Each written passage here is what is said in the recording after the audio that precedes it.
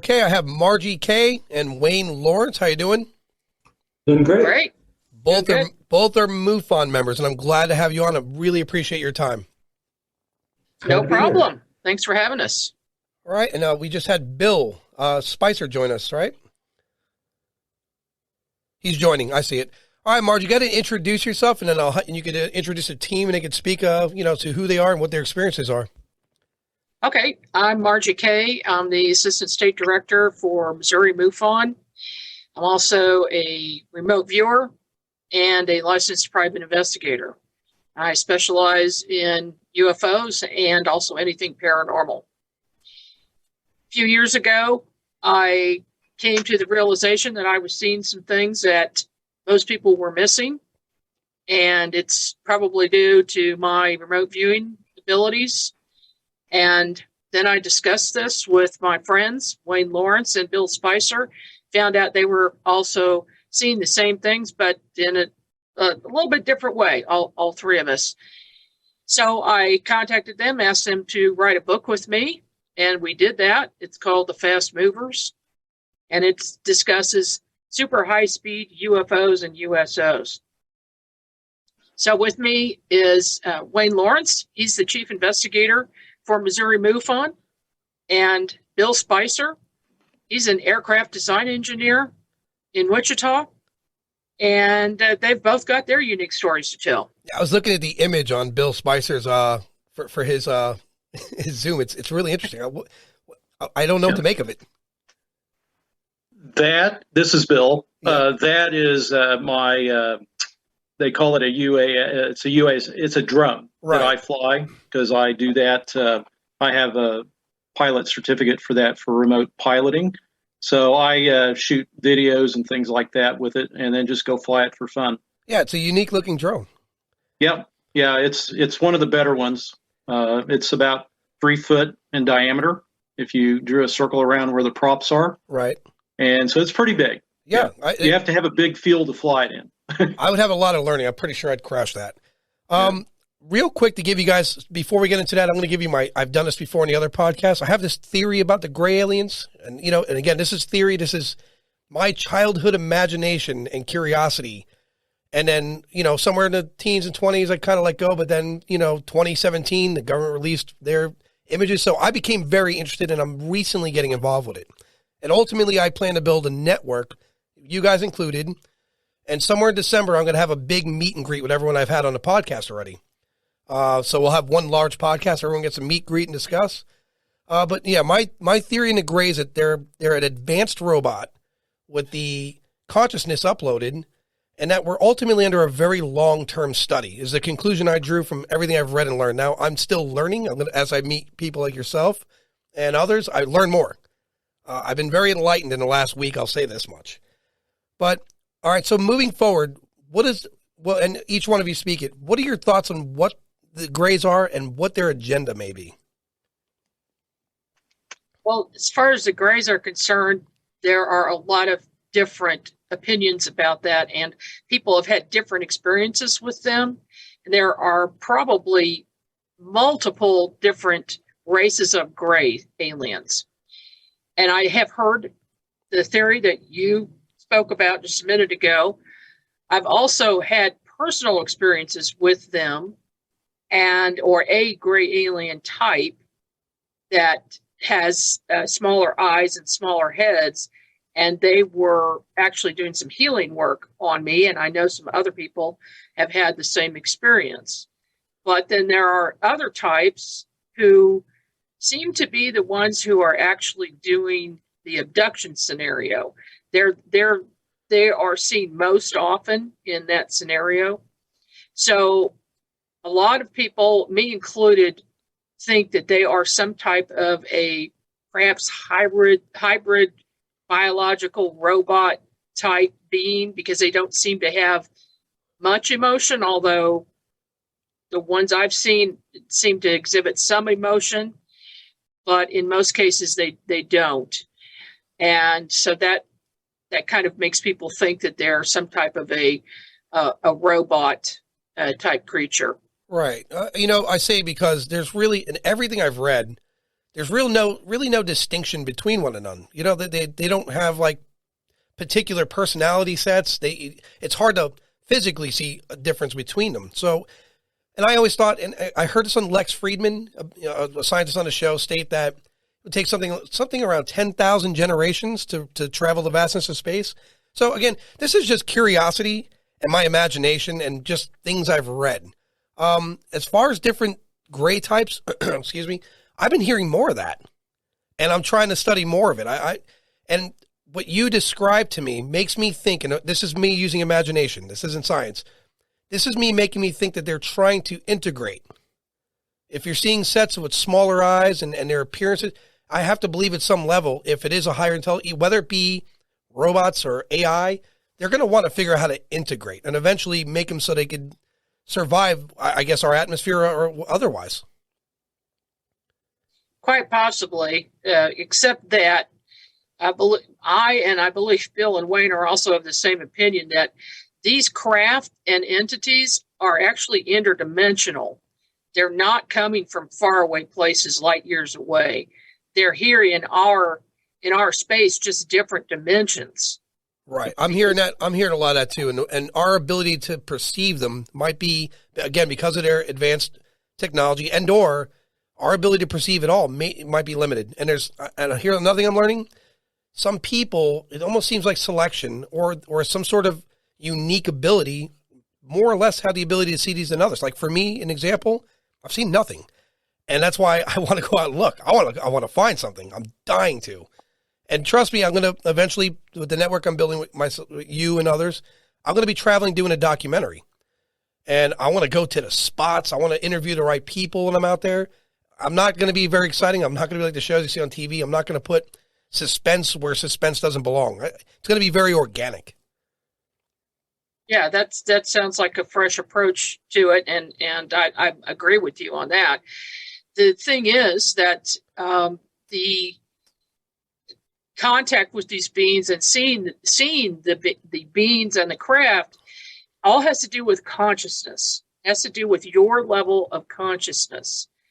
And I can 100% prove this to anyone who wants to take. I have a special course. It's a remote viewing course.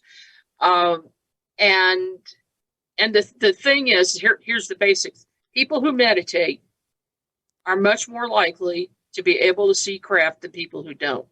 And, that's a simplified version of, what it's all about. But I've been able to see them for years. Bill has seen many craft, and he's using quantum consciousness, what we're calling the quantum UFO observation technique. And see, Bill was doing this on his own, and I was doing it on my own. Then when we discussed it, we found out we were each doing it just a little bit differently. And he has had great success with actually calling them in and then taking these fantastic videos and photos. And Wayne has been doing it as well. Huh. Yeah. For years, I was, I meditated every day. And I think that does allow you to have a certain level of awareness. Then I kind of left it to the side for a while and got busy doing other things. But it's very easy to pick back up and get yourself into that ability to calm things down and to focus inside and so on. And I think I then merged what I was seeing just daily, on a daily basis, different UFOs. I was able to notice that my ability to see was getting better, because what began first by just observing these fast movers only in frame by frame analysis for videos, then I started to be able to see them actually with my eyes, because I had the ability, in a way, to kind of slow down time. So I think it goes and does work together, just like Margie said. Yeah, yep. It makes sense because I shoot pool, and prior to COVID, when I in billiards, focus is the largest part of that, right? You don't have to be in fantastic shape to shoot good pool. I exercise a lot. That's just personal preference. I found later on, a friend of mine told me about meditation. Meditation is a powerful tool when you want to heighten or like for an example, if I want to shoot really good pool and I meditate prior, it allows me to have greater focus when I go. And it's not a placebo effect. It's legit. I can tell you that to a certainty because it's what you're really doing is focusing your mind at the task at hand. So I could fully get behind the idea of meditating to see something or to build a greater perception anyway. Mm-hmm. Absolutely. You would be a candidate to learn how to do this. I'm open to learn whatever. Listen, I am open for whatever. I said this. I'd spoken to Stacy Wright from MUFON, and they take trips. I'm ready to go out and learn what I can learn. I do not want to go the rest of my life and not see it. I saw one thing that I witnessed. I've said it many of times. It was a blue orb, probably aqua in color. There was a thunderstorm here in Florida. It didn't take off or move away. It was absorbed by the storm. And I had a good, I don't know, if I had to guess, like a minute window. And I was really upset because you're upset. Like, well, am I seeing this? And then, logic starts to fall into that place. And where is Jupiter? And I'm right by an airport. It's unfortunate for me anyhow. But yeah, I'm open to learn whatever I have to learn. Believe me. And there's a lot of power in the mind. The mind is extreme. Stress alone can kill people because you allow your mind to run away with you. Well, the whole thing is that the contact is telepathic. And once you master that technique, it's actually much easier than people think. They get the message, and it doesn't matter how far away it is or what dimension it's in. If there's anybody in the neighborhood, they'll get that message and come in. And the other thing is, if you have a group of people who are meditating on the same thing, the same desire, that message is stronger, and they'll get it and they'll show up. Yeah, like a concentrated beacon. Yep. Yeah. Yeah, that makes sense. I've read this somewhere. I'm trying to think. I'm on these Facebook groups, right? I've joined them just before I started the website to kind of learn more. One of them is MUFON Global. The other one is UFO Hunters, Tampa Bay Paranormal Society. There's a few of them. And I always, every time I think I know enough about something, I find some article somewhere in their feed, and I end up reading things. And I read somewhere, and I want to say that it was through maybe a Gaia feed from one of them. And I think I heard something about that where people were a mass group of people were meditating to communicate. So it's not unheard of. Oh no, there are a lot of groups doing it. And you're finding good results from all that, yeah? Oh yeah, absolutely. I can guarantee that any one of the three of us, if we send a message out, or if we receive a message, because sometimes they'll send a message which will be just the feeling that you need to go outside right now and look in a certain direction, and you go out there and there they are. It's like they're sending you the message as well. Well, that's happened to me so many times. Yep. Where I've just gone out. I'd had the desire, and I don't know why, to put my camera in a certain location and take a video or several snapshots. And every time it's filled with stuff. Huh. That's been my method also. Now I've been doing this for over a decade now, and I get a precognition is what I call it. I get a message or a feeling of energy come down into my body, and I just know if it's a nice day outside, I better get the camera, and I use a cell phone camera now with my filtering, and I go out and I just know where to look, and there it is. And usually I can even focus right into the direct sunlight, and they'll show up. But there's several other places. They'll kind of give me a sense of where to look in the sky. Huh. So this meditation, I guess, Margie, you teach it? I teach a remote viewing class. Oh, okay. That includes the meditation. Okay, meditating and opening your third eye. Is that something people could do via Zoom, or do you have to do Yes. it? Okay. It's all on Zoom right now during the pandemic. I used to do it in person, but now I'm doing it all on Zoom. Understood. I might be interested in learning it. I'm big on learning. To the investigator of the group, when you're in the field investigating, what is the protocol you personally run by when a new case presents itself? Well, with all cases that come in, the witness previously will have filed their report, and there's a whole number of pages that ask for details, date, time, what was going on, what did it do, what was the color, just all kinds of descriptive information that the witness can provide. And then as chief investigator, what I do is I assign these to the various investigators, including myself. And I've investigated many cases as well. But basically what you do is when you first get the case, you read through what the witness uploaded, and then you arrange to contact the witness. But usually I find that the best thing to do ahead of time is become as familiar with the case as I can so that I can ask some meaningful questions.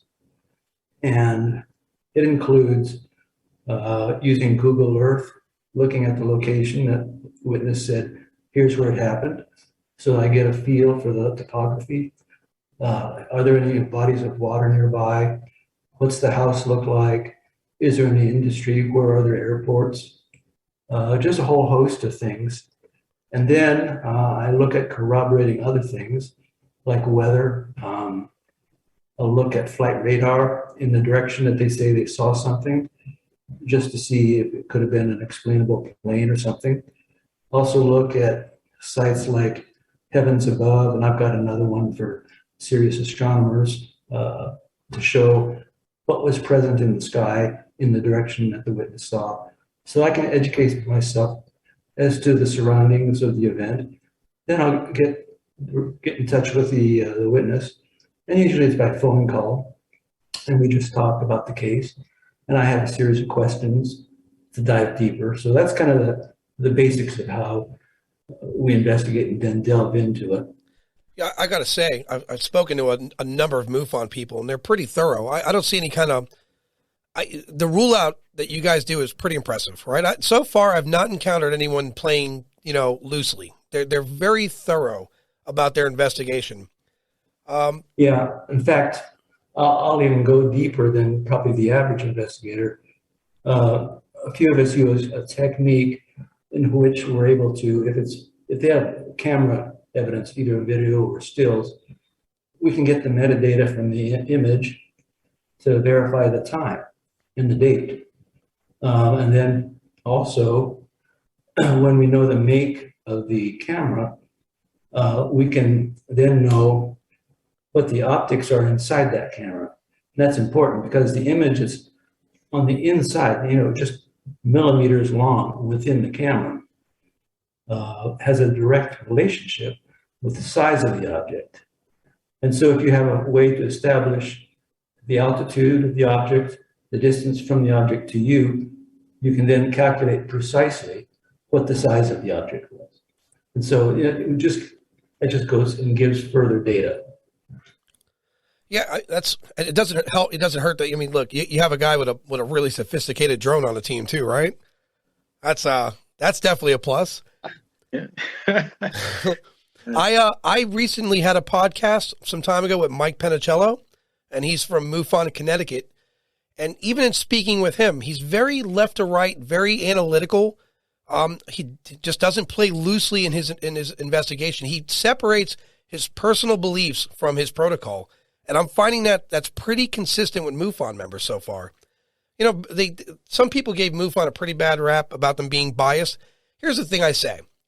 Better to have someone that has actual experience, someone who's for an example, would be like Margie had experiences and what she teaches and so on and so forth. She's more relatable. It makes people more comfortable to speak with her, in fact, right?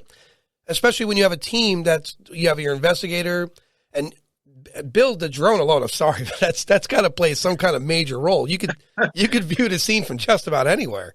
So you got a good team, and like I could see Margie plays a strong role in her marketability. So I think you guys that's pretty A+ across so far from MUFON members so far. Honestly, it's very thorough. It's very well thought out. Recently, let's talk about a case that you've come across where I don't want to say it frightened you. I want to say it put you at unease. Have you come across anything like that? Yes. I came across a case lately that I was involved with, and I asked our state director, Debbie Ziegelmeyer, to go with me. And this was in St. Louis.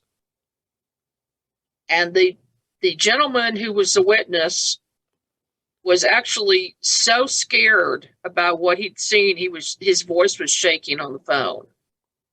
And he was just totally freaking out, because what happened was he'd had a series of seeing some strange things when he looked out the window, lights in the sky, balls of light coming closer and closer. And then at one point he saw something when he was visiting his girlfriend, and he looked out the window, and down on the basketball court, he saw some ETs standing there.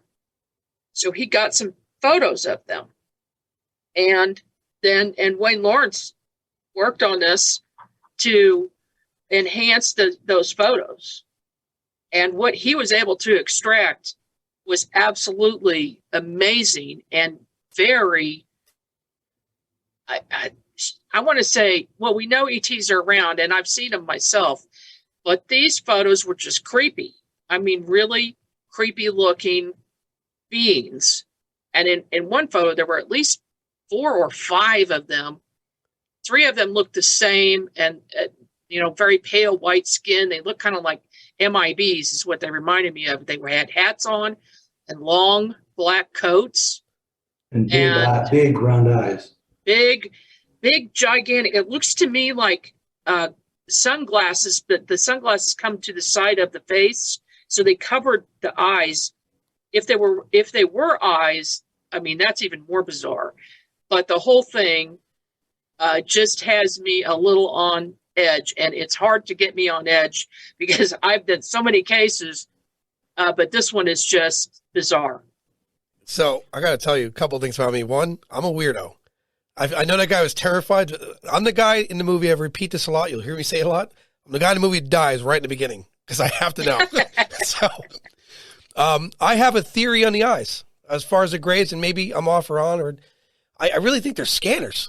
Based on everything I've read, and I've read in the last year, trying to get caught up with all the information, based on what I hear, it sounds like they're being scanned, like they have multiple sensors inside those eyes. You know what I mean? Everything that leads me to that. Not for all of them. As I'm learning now, there's definitely different kinds of grays. I was unaware there was several types. Oh yeah, there's definitely testimony and evidence of a variety of gray races, and they're all very different too.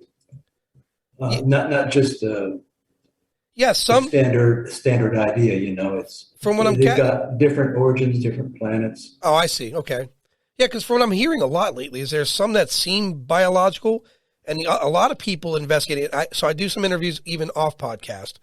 And a lot of people are in agreement. So like your theory on the really, when I say advanced robots, I mean, the skin texture it feels pretty plausible, right? It looks like a body just with their consciousness uploaded. But they also say there's a large group of them, and they're typically like the drones, the workers.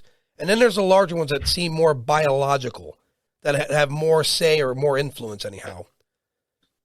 A couple of years ago now, a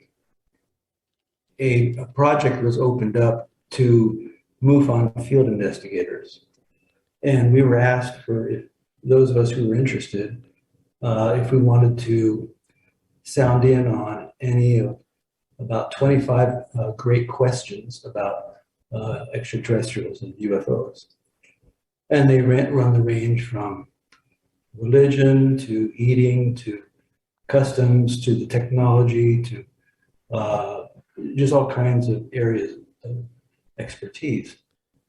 And I have actually chose 2 questions to write a paper about and to research, and that's what we were all asked to do. And there was quite a number of us investigators that did become part of the project. And just to also let you know that at the tail end of the project, it was all put together into a report, which is being refined, and it'll come out in some kind of format who knows, maybe in the next year or so. Right. But anyway, the two questions I responded to was, one question was, if it was proven without a doubt that extraterrestrials exist, what would be the effect on the world's major religions? Christianity, Islam, and Judaism. That's good, because that's a question I ask often. And so I have my take on it. I did one paper. The second paper, which has a direct reference to some of your comments here today, is no ET has been observed eating or drinking. Given that fact, what are the ramifications? So my take on it was, well, first, I think the question's written wrong, because I've read numerous books and heard talks by credible people about the fact that ETs actually do eat. And so that was the take that my paper took. And I showed all the different resources and witnessing by various people on that topic. And interestingly enough, the Greys are well known to be one of the top agricultural food raisers. And so if you're doing that, you're not doing it just so you can sell it to some other galaxy. Right. Yeah, if I had to build a machine, so hypothetically, for a lot of people like myself who think the smaller Greys are robotic, if I had to build a machine that was lifelike, and it had like when I say fuel for it, if you ingest fuel from the mouth, gravity usually helps out when getting to the rest of the cells of the machine, correct? So it would be the same kind of structures as any being, through the mouth, and then the fuel goes through wherever the cells may be, whatever parts of that the body of that robot are, and expelled the same way, perhaps, right? But as far as them eating, I'm glad you said something, because that's just a theory I'm running on. I've never heard of them eating or drinking, so that's a good point. I'm gonna have to note that. There's another possibility too, that perhaps the taller ETs have created some of the smaller ones as robotics. But when you do that, who do we tend to envision when we create robots that would interact with humans? We try to make them look like us, don't we? Right, of course. That's the goal. Would a Gray not do the same? Absolutely. And efficiently too, because people say, well, their bodies are frail, they have no muscle. Yeah. You know how strong cable is? Like when you're making it a sophisticated, advanced robot, it doesn't need muscle mass to be strength, right? I mean, we've proven this over time with just steel wire, let alone more advancements.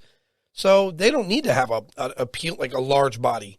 The heads are large. Why? That's the computer. Same for us, by the way. Our brains are a computer. It's the hub. It's the control center. But for them, when they don't need muscles to stabilize their body, it's again a machine, right? So the only thing large in it's going to be the scanners, which need to scan the eyes, and the brain would. I mean, for me, where they upload consciousness, if that's my theory holds water. Yep. You know what I mean? There's factors there. But in your Adam, from my experience, I've had two encounters. Mine started out where I had what I call lucid dreams. And from that experience, I had encounters with very tall, I call them white robed, because they were emanating such white light when I was on board the craft, and they showed me a Gray. And it's like they had it under its control, okay, or under their control. And from that, I got the sense they wanted me to see one, so I'd recognize it. And then immediately in the months after that experience, a series of dreams I had in 2009, then I started seeing them in their craft. And like Margie's reported, I'm a remote viewer also. And I've actually gone on board one of their orbs with a Gray and engaged it. And that was when I understood that they have consciousness, just like we do. Right. Because I could actually hear them communicate telepathically. So in your observation, So here again, and again, everything I say is in theory, right? This is the curiosity of a child speaking. I always, now, not then, but now, when I heard them speak in telepathy, when I heard when you read those reports stemming back from now hundreds of years ago, and then you see us with the advent of Bluetooth, right? And then you look what Elon's doing. He's putting these chips in your brain. You could send basically information not using your mouth. I have to think that's their form of Bluetooth, their telepathy. The ability to tap that, bearing in mind that in your head, you have crystals and fluids in your head, and certain wavelengths can be detected, and that's proven. If I had a sinus infection and the sensitivity of my ears were very strange to that period, I could hear really high-pitched sounds and it would give me headaches, right? And that's from a sinus issue, let alone the fact if you meditate, you practice, and you put your brain to work. Your brain's very powerful if you focus it on any one thing. So, yeah, I stand behind these statements, but in your observation of them with the consciousness, did it give you the sense of, like, I don't know, like biology, or like when I say uploaded consciousness, you know, this is a being in the smaller ones uploading their consciousness, and they could essentially think and behave as they feel. But in your observation, did they seem biological? The first one they showed me felt biological, but those that I encountered, that I'd seen in the orbs and I actually communicated with, I have a story to tell you that is unbelievable. But as I was practicing this ability to do the quantum UFO observation, I actually had an orb stop over my house. I could see it through the camera. I could see it wearing my polarized sunglasses. It sat there for 5 minutes, and it kept saying, "He can see us now. He can see us now." He kept saying it over and over. And there were other orbs that just came in close to its position. And I stood there for probably 5 minutes and could look through the flip camera screen and watch this. And I could see the little head moving in the orb. And I've caught others. And out of that, with my remote viewing, I was actually able to go and engage an orb once and got on board. And there was a gray on board.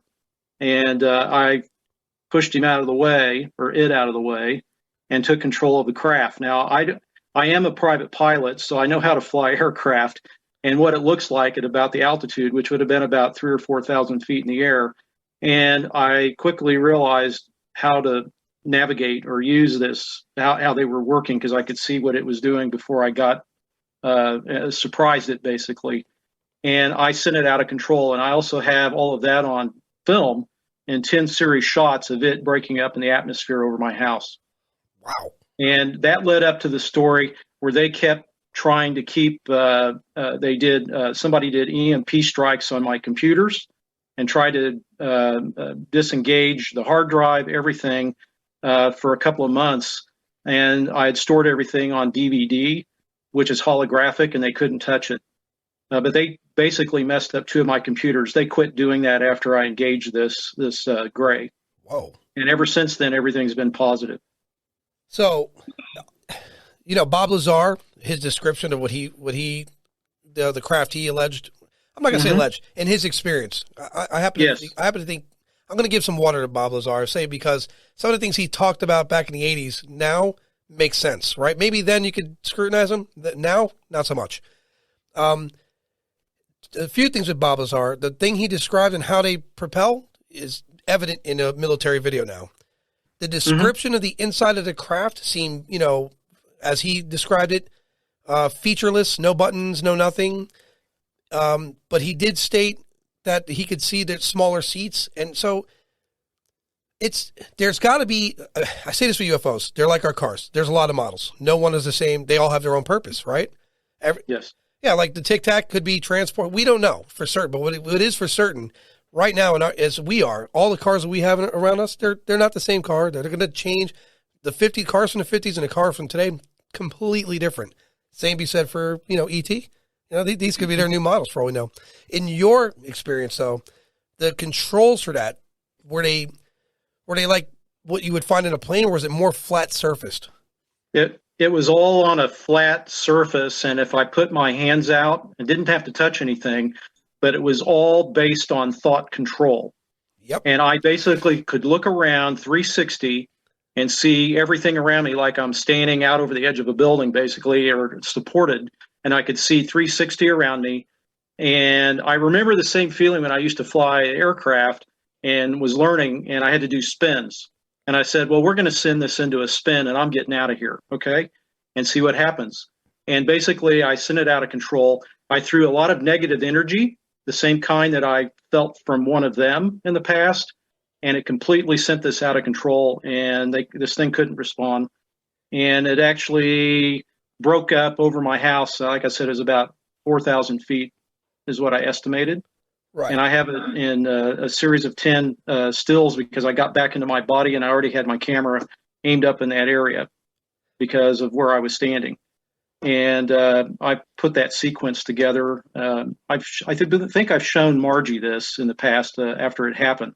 And this was in 2010. So we're going back a few years. So, and yes, they do have different models because I've remote viewed on other craft, and they all look different, function different a little bit. Yeah, it's like you're not going to get inside of a Honda and then get inside of a van, and they're going to be the same thing, right? Yes. You're correct. If I, from my perspective, as let's say my childhood imagination, which is now my adult imagination, it sounds to me like you took over. I think their crafts, again, it's their form of via Bluetooth, right? They're controlling everything with their minds via Bluetooth, and their hands are there to stabilize a connection. What it sounds like is you disrupted the connection, and they couldn't reestablish in time. Exactly. You're absolutely correct. And in 2009, 2010, I started having downloads of energy that come down through my head into my arms and head and go on down through my body. And I could sense energy, like the earthquakes that started here in the Midwest, things like that. I already knew when it was going to happen before it ever happened. Yeah, again, in hours. In your head, fluids, crystals, bone structures, all great conductors of energy and sound waves. So, of course, you could be a beacon. There's no doubt of that. Right. And antenna. Yeah. Antenna. Well, that's antennas. Ultimately, that's what it becomes. Receiving. That's what it becomes, legitimately. Your brain is an electronical computer. It's so complex, we're still working to even map it, let alone, reassemble it.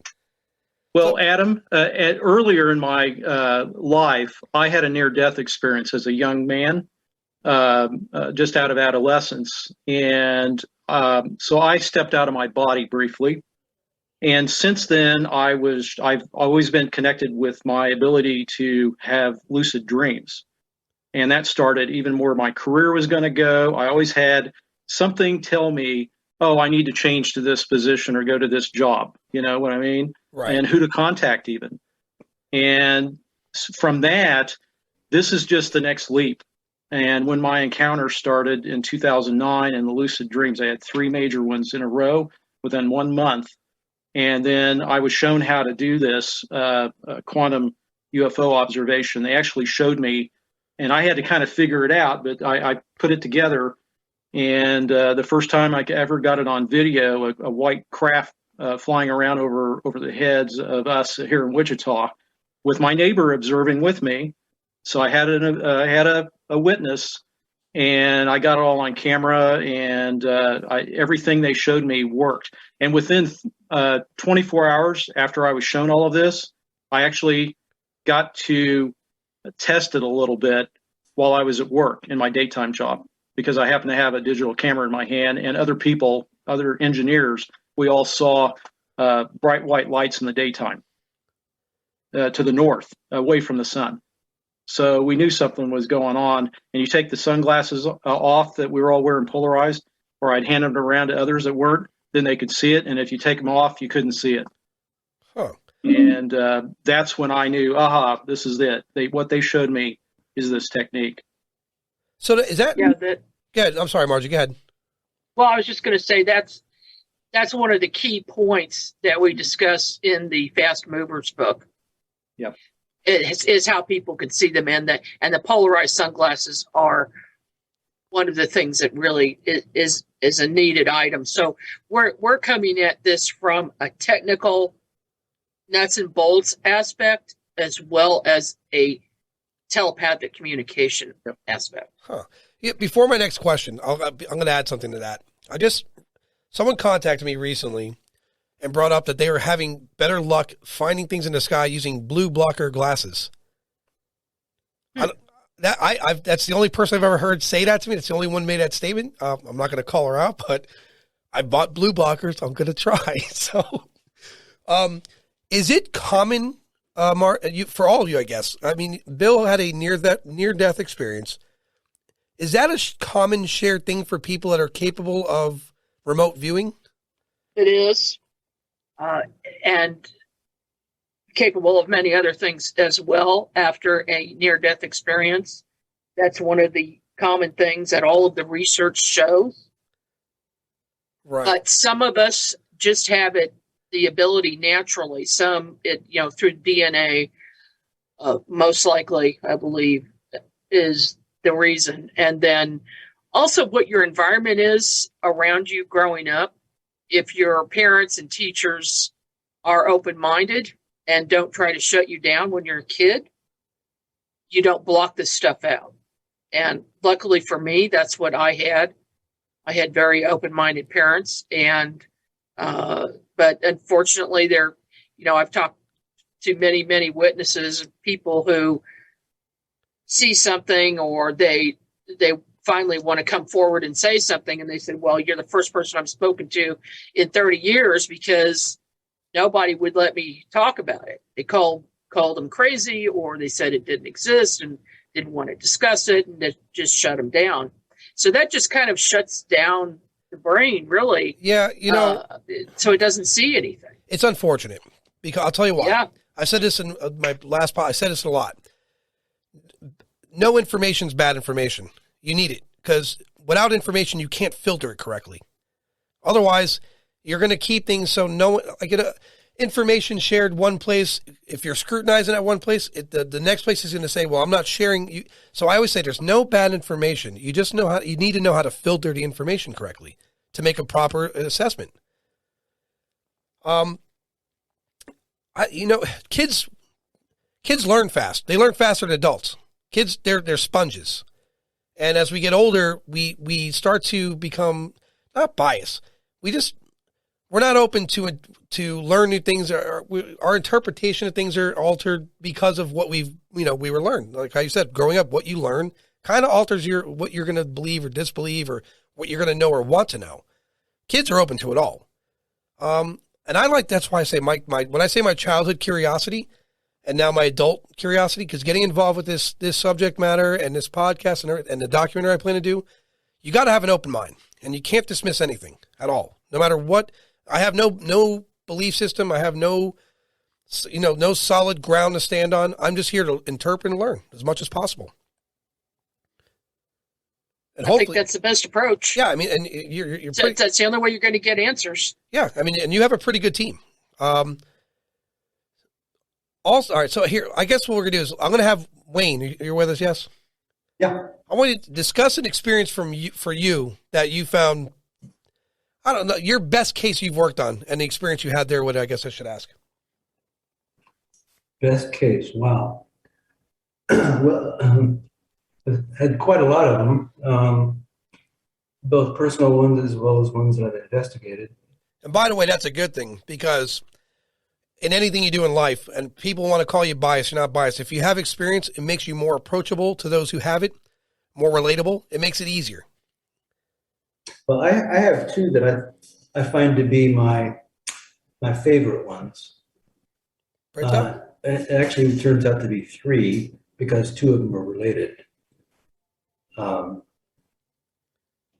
Well, probably the best actual image I got was a few years ago of a saucer. It was just a random, and I'll in my reports you'll be surprised how many times I use the word random, because truly I when I decide to go out and do something, it's usually kind of random, which means I might be sensing something as to this is a good time to go out and take a picture. I don't know. But so I pointed my camera, was on a tripod, took some video. It wasn't until later when I was looking at it that I noticed something, and it's this saucer going down through the screen. It took half a second to go through. Once I had it analyzed, I forget the amount now, but it was traveling about, it was over 12,000 miles an hour. And this is just seconds before it entered the water. And so that's one of my favorites because I've got the video sequence of it, and it's just real nice and clear. Many images that you get, and me included, are not as clear. Yeah, it's usually at nighttime. The naked eye sees things better than any camera you're going to come across. It's with the exception of some of the, like, I bought a really high end camera for the purpose of doing a documentary, and even still, the naked eye still got strength as far as recognizing something for what it is. Yeah, but I didn't see this, of course, because it was just a random video I was taking, and I saw nothing. In fact, when you do the playback, you have to. Oh, wait a minute! Did something just go by? And yeah, it's only when you then go frame by frame. Oh my gosh! Look at that thing. But anyway, so that was one of my favorite ones. But a few years ago, I'd left a conference. It was a weekend conference. I was coming back to the house. It was Paracon, is what it's called, paranormal conference. And I was entering the neighborhood, and I saw what I'd seen actually a couple years earlier, a very unusual, we'll call it maybe a strobe-like action, because the repetition, the fast blinking nature of the light. And it was spherical, as it would broadcast these flashes out. But this time, instead of being just one that was traveling through the sky, making that kind of a strobing almost of energy, there was two of them, and in the middle was a red sphere, kind of tying them together, and it was traveling as a unit. And it went, basically, I was getting ready to turn into our neighborhood. It went through the direction of our neighborhood, but right towards a lake, which is where I see many of the craft coming up from and going into that lake. How large is that lake? Oh, it's a good sized lake. Okay, so you could obviously something could like submerge in there. It's pretty deep. I'm pretty. Several of us are convinced that there's a base underneath, or several bases. Huh. There's too many cases of. I see them every day going up from the lake, going down into the lake at all hours of the day. Yeah, I mean this is not far off from something the military is discussing. A video where a craft was above water and submerged effortlessly, no splash. So yeah, I mean, I'm starting to find a pattern with water, no matter where it is, whether it be ocean or large lakes.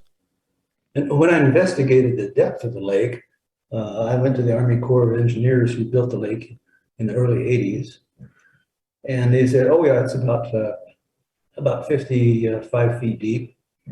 And it's because I had been seeing from satellite images of the lake what at times looked like different shapes in the lake. So I was just curious to know, were there previous structures down there? Says, "Oh no, we just made the base of the lake flat, and so there was nothing at all down there. They just bulldozed the whole area to be flat, and so that it would be about 55 foot deep." And so I thought, "Oh, that's interesting." Yeah, I mean, what better place to hide something in deep water where visibility becomes questionable? Yeah. And then pressure, temperature. Yeah, I mean, that's more feasible than anything else. It could be that there are some structures there. I think it's more likely, however, that they're on the other side of the lake. They're actually in the earth. How the heck would any of us ever go down there to see? There's just no way it would ever be able to go down. And no average person's going to do that. If like you're saying, if there's the opening at the edge of a lake that goes underground, that's not only is that an ingenious setup, but how do you inspect that? You really can't. Yeah, it's not like you can dig in a hole. Well, not to mention that we try to get a diver in there, and they will not allow diving in that lake. So that makes you wonder why. Yeah. So anyway, that was part one of that experience. So a week later, and I had come home at about 9 p.m. that night when I saw that, the two strobe lights with the red sphere in between. So a week later, exact same time, I was in my living room. We have 3 big picture windows, and then above that, we have a real high ceiling living room, 3 more that don't have blinds, but the ones down below do. And my wife had wanted the blinds shut that particular evening. And so I was getting ready to sit down and watch some TV, and I noticed it was 9 p.m. It was Friday night. And I remember thinking out to myself, oh, this was the exact same time I saw that craft a week ago. It was right now at 9 p.m. Oh gosh, I'd never see it because the blinds are closed. If it happened to come through again, I would not see it. Within less than 5 seconds, there it goes across the top of the 3 higher windows. Now this time it was in the shape of a triangle with 2 strobes on the bottom and the red sphere at the top. So it had read my mind, was there in the area, and was showing me, okay, we're not actually in a line, we're actually more triangular. It had read my mind. Yeah, a friend of mine brought this to my attention. I never gave it a second thought, but we're talking about technology now. And I swear, maybe it's coincidence. I'm not entirely sure, but there's some times where I thought of something and I'll see it advertised on, like, say, Facebook later that day. And I don't want to say that they're capable of, but, again, technology, you don't know how, but what are the chances of me thinking about a specific item and later on that evening, it's being displayed for sale on some advertisement on Facebook? So now imagine something larger with a greater, I guess, computer on board. Who knows? It's hard to dispute the capability of technology, especially now. It's really hard. Years ago to discuss nanotechnology, have any of you really heard anything more about nanotechnology lately? I haven't. Go ahead, Margie. No, go ahead, Bill. Well, I was conversing with somebody the other day about that, and what they call nanobots, for lack of a better word, that's the expression that's being used. Right. And how they're it's artificial intelligence. Yeah. And they can be basically energized, much like the quantum effects. I deal with quantum science, but it deals with quantum theories, and that's how it's even powered, and how all of this is being used. When they get energized, then there's things that can happen that it's hard to I know what you're saying around, but there's a field around us. Yeah. It's this quantum conscious field, and they can interact with it through from what electrodynamics. From what I read, and this is in a science mag from some time ago, they could recharge with any light, any source of light, let alone sunlight. And I was unaware when they say nanotechnology. I always, again, it's childlike, mind. I maybe see this tiny thing flying around, but evidently, nano means just that. You cannot see it with the naked eye. Mm-hmm. And I've stopped hearing about that in mainstream media and otherwise some years ago. Never gave it a second thought until I saw this article on it. And there's a scientist I believe in Europe, who's trying to get this to help combat against viral infection. And I remember sitting there saying, like, wow, I haven't heard anyone mention nanotechnology in a long time. Like, not a big deal. So maybe is there a reason to suppress? I don't know. Or maybe there's something better. No clue. Could be. Before we close up the evening, what is, from the three of you, what is a general consensus of why extraterrestrials are here? Oh, that's a big question. I think there's evidence to point to the fact that they've been here for a long time and probably before humans even, and that they have really colonized the earth, and they live in the mountains and they live, underwater bases. There's a lot of evidence to point to that. And there could be others visiting, like I said earlier, interdimensional. We know that they study things because people have seen them taking samples of plants and things and taking them. Some people have been on craft and they've seen animals and humans kind of like in a zoo type of situation. Huh. Some people have been on gigantic motherships with hundreds and hundreds of people all abducted around the same period of time and having experiments done on them. Obviously they're doing testing. Obviously there's something to do with genetics and with creating hybrid beings. There's just a number of explanations and any number of reasons why they would be here and what their agenda is. Yeah, there was a case a little while ago that I was doing some analysis for, in which you can actually see a craft, a fast mover, going through the contrail of a jet.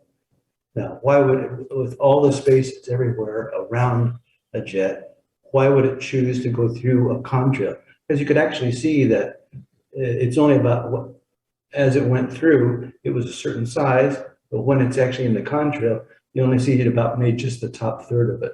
Right. And so that that it's going in the contrail intentionally. Why? More likely to study something. Yeah, I mean, think about this. You'll hear me repeat this a lot. I've said it in pretty much every podcast.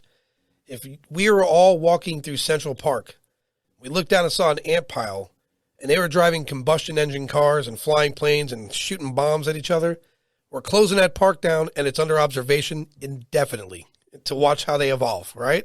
We would want to see from afar how that unfolds, how did they evolve as a species, and so on, right? They long-term studies. And that's what I have to believe, or at least my theory is, I have to believe somewhere that we're being studied. Because if I just talked about it, we're a unique species. There's some upsetting stuff and there's some good stuff. Like the upsetting part is, 2021, we're still racist. How the hell is that possible? Like by now we should have been over that. The other thing is, if we were a reality show to I guess for them to watch, how entertaining. We're out of control. It's super. You have wars, you have comedy, you have tragedy. God knows there's plenty of murder on this planet. They would have a billion channels and still have content to come. You know what I mean? So yeah, it's not far-fetched that we'd be studied.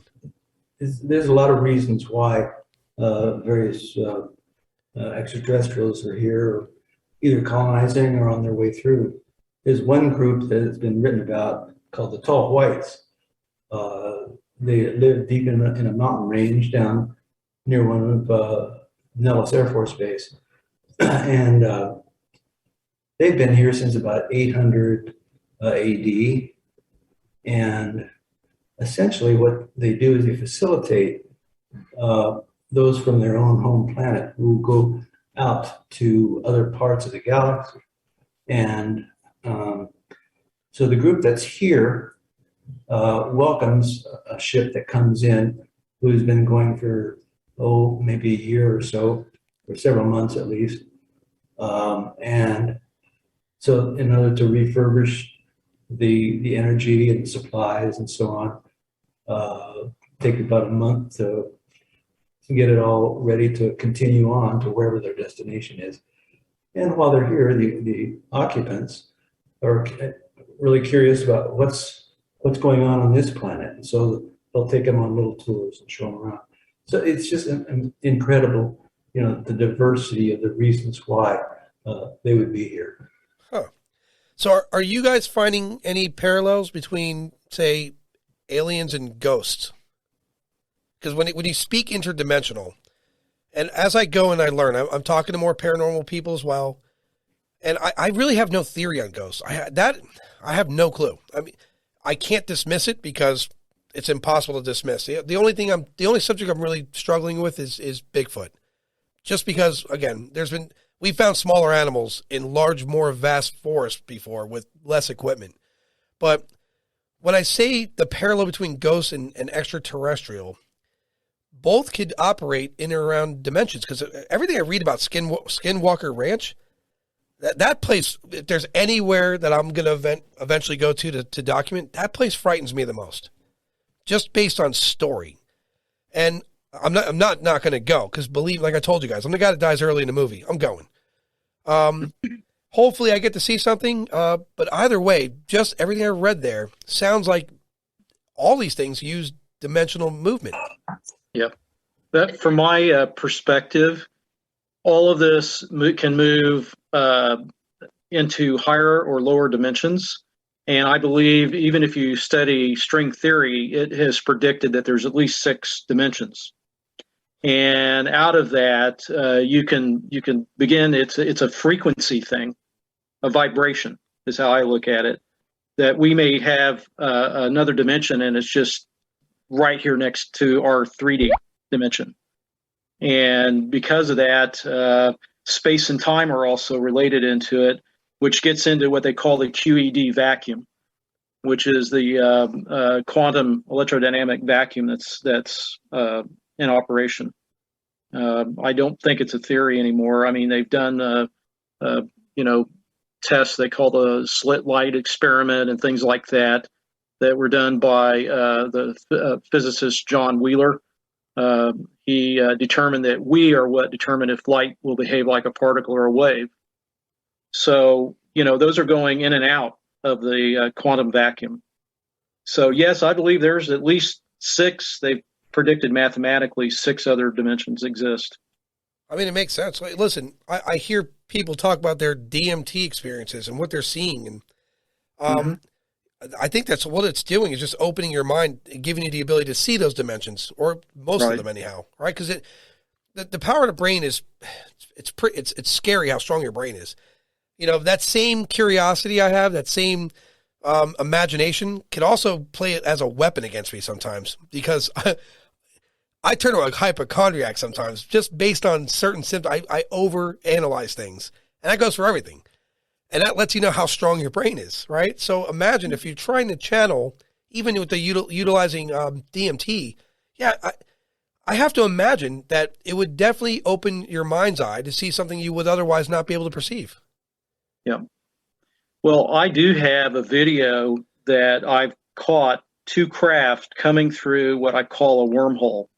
There's a donut hole that opens up. I mean, it all happens within a blink of an eye, and it's all over. I mean, it's like 2 frames almost. With my video equipment to slow it down. And I've talked to some other astrophysicists in the past that I've reached out to, and we're kind of in agreement that this donut hole represents an opening up and the outlet for a warp. To warp space and time. Right. They're interrelated. And this was the outlet, and they came in, and there's actually 2 craft came in at the same time, which is another oddity, because I coined in about 2010, I kept seeing craft flying in tandem pairs. That's the word I use, tandem pairs. I mean, they're there, and they're different craft, but they look a lot alike, but they're slightly different. And that's another thing with quantum physics, is that there are quantum particles. And it's the same thing where they can do an electrical study, and 2 electrons will be 100 miles apart, and yet they'll operate the same. It's like they're in communication. Yeah, there's some studies that show what affects an atom here affects it across the universe the same. Yes. Yeah. Yes. As I read more of that, it reaffirms to me how little we know as a species, right? We know very little. I suggest, all right, so I guess I'm going to ask for a suggestion. I go out, I'm going to do this documentary. I have this really high-end camera. what do you suggest I should have for lenses and other equipment I should have in researching this topic? What I use for my good video, I mean, I got like a 4K camera. It looks like a 35 millimeter, but it shoots 4K. And I've got the typical like 35 millimeter lens on it, you know. Because I have this Canon Vivixia G50, really high-end, expensive camera. So I don't get a linear polarizer. A linear. Don't get try getting a polarizer. Let me write that down. And our book tells about that. It explains everything, what I use and what I found out. I don't need a high end at this point. I can even see them with a cell phone camera. Yeah, and I have an old cell phone camera. A lot of people are getting them with especially the newer cell phone cameras that take more frames per second. Yeah. Yep. Yeah, you'll capture a lot more, especially with the fast movers. Yeah, you'll want to take video so that you get a bunch of frames. Right. Yeah. And use a tripod. I've got it all. When I got invested in this, when I say invested, I got invested. I'm all in right now. Adam, after I got doing this, I can actually meditate, use their process. I go outside. They're not even moving anymore. These larger craft are starting to show up, and I get messages, actually, which are quite interesting. And I'm usually going to show somebody else that I'm coaching to help them awaken. There's a young person, I say young, he's younger than me, who's going to be coming back after I got into the conversation with him last week.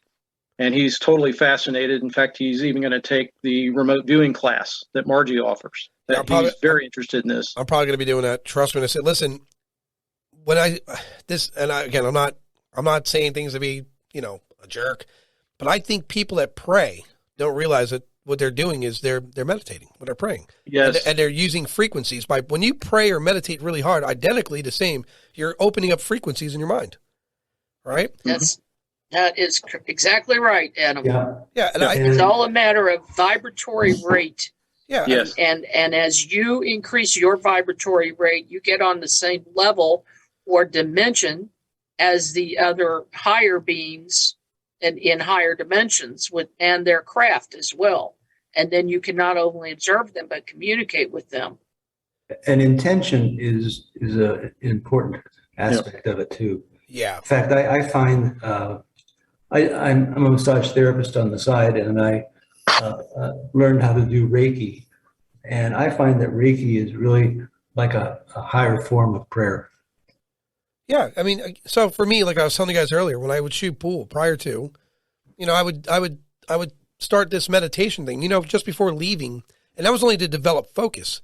And I remember intently, I followed this video and I read some small articles at a time, and I followed it pretty strongly, and you could feel that sense of like, I don't want to call it sleepy, but that feeling you feel when you're falling asleep, when you're really at peace.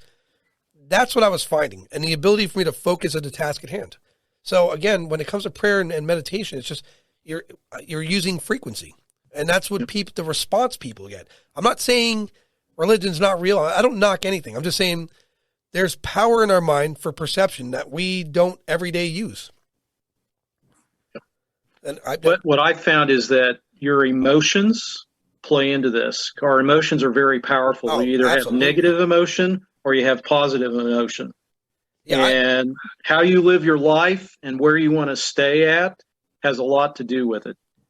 The ability to do this. I use caution with the most. Yeah, I agree with that. Emotions are tricky business because to love someone, when someone's like, "Oh, I love you," that's a loosely used word. Like my aunt and my mom and I don't love them. I honor and respect them because honor and respect is indefinite. Love is one of those things. Depends on your time, what you feel that day. That could alter. Or you could fade, one or the other, fall in love, fall in love. But honor and respect, that's forever. You can't part with it. I agree. So, I mean, I try to base all things on that. And it's not using logic or common sense. It's a state of a feeling that's greater than just a loosely used four-letter word. You know what I mean? It's just showing respect for others, your neighbor. That type of thought. As I said, I've normally reached out when I do my meditation in the beginning, because I remember how it felt when I was in my near death, because it was very peaceful. Okay. I mean, I didn't feel any pain anymore, everything. It was like I was in another dimension. And I remember what that felt like. So I've tried to remember that. And so I go to that place for my memory and I start there. And then I reach out, and over time, you can visualize things, or where you, like we go into the book, where you want to see the craft appear. And they usually do. You just wait and they'll show up. I definitely got to practice on that. I definitely have to practice it because, again, it's not so much that I'm going to make a documentary I'm going to document everything I'm doing. I'm literally out to satisfy some childhood curiosity, which is now translated to my adult curiosity. And I'm going to build a network. And like you guys and several other people I've spoken to in these podcasts, eventually in December, a couple times in December, I'm going to have one large meet and greet on Zoom when everyone joins, and just speak your cases, your piece, and meet one another. MUFON people. If I have to be a platform, so be it. And just in general, there should be some platform where everyone could get together and just, get to know one another. Like, I think Stacy Wright and you guys should know one another, and Mike Penicello, like, there's people. I'm going to have this happen. I'll be glad to have you guys join it. You know what I mean? Mm-hmm. Well, yeah, that sounds great. We actually do have a MUFON field investigator group that we put together maybe a year ago, and now Wayne runs it. And we also have a chat group, and then a Zoom meeting every Thursday night, and field investigators from all over are welcome to join. In fact, it starts up in about 45 minutes. Right. Perfect. Listen, I enjoy talking to you guys. I enjoy learning more. Again, the goal here, and look, I'm different. A lot of people, they get on the podcast and they're a little weary. I guess they're, twice bitten. This format I have is very laid back. This is as good as us sitting around having coffee, right? Yeah. I'm not invasive, and I have no real position on anything. I want people to speak freely.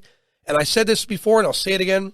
No information is bad information for anyone. It's just how you filter it, what you learn from it, and what you're going to perceive and how you're going to move forward. And for me to go out and document and learn more about this subject and other subjects, I have to be an open mind, because you can't speak to a closed one. It's not going to happen. This is part of the awakening. That's what I labeled this about a decade ago. It's an awakening process, and I've reached out and taught many, many people, just like Margie has, over a time period, when they start opening their minds up and understanding that, well, wait a minute, there's more to life than what you see. It's really an awakening process. That's the best words I can use. And also, Adam, we are making our own documentary film coming up in the spring. Bet. I will join. I will combine efforts. Believe me, I will utilize my contacts like you guys. At the end of the day, if you told me they'll give me $1 million to make a really exciting documentary, I'm going to turn it down, because it's more valuable for me to have the experience and actually see something than it is to have millions of dollars. It's the truth. You can't. Well, I'll tell you what. You come out, hang out with us for a day, and you'll see something. Perfect. I'm excited to do so. Well, Margie, Wayne, Bill, I had a great talk with you guys. I'm going to have you on again, certainly, and I would love to maintain contact. Like I said, I'm going to build a network. We're going to do this again and again. I'm going to utilize my contacts. I genuinely like talking to you guys. Oh, appreciate the opportunity. Yep, thank you. Thank you for being on. I'm really happy you guys came on. We'll talk again soon, guys. Yep. Thank you. Thank you.